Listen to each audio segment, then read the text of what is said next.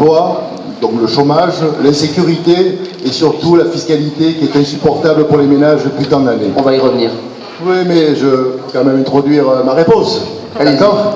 Alors, vous savez que depuis des années, je défends ce fameux projet unique pour moi qui est de faire de la Seine-sur-Mer la capitale européenne de la mer. Nous avons ce balcon, ce littoral qui est, et il faut le dire et le répéter inlassablement, qui est à l'abandon depuis une vingtaine d'années. Alors, concrètement, qu'est-ce qu'il faut qu'on fasse? Et le plus vite possible, on a trop tardé, les différentes municipalités ont trop tardé. C'est de sortir un plan d'urbanisme moderne de cette ville.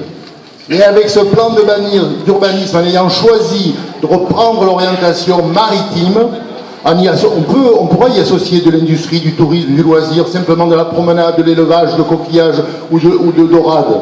Mais ce qu'il nous faut, c'est ce document. Pourquoi?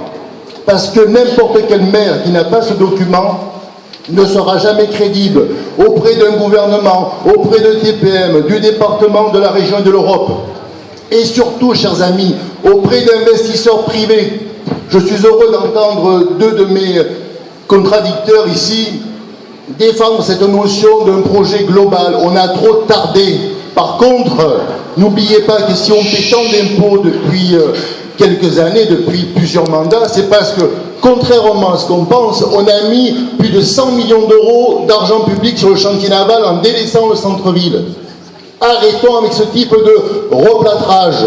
On sort un plan d'urbanisme, griffé s'il le faut par un grand urbaniste international, et une fois qu'on a ça, le maire, quel qu'il soit, va se battre pour trouver des investisseurs et faire comprendre au gouvernement, quel qu'il soit, qu'il faut que la Seine soit un projet d'intérêt national. C'est vital pour TPM. Merci.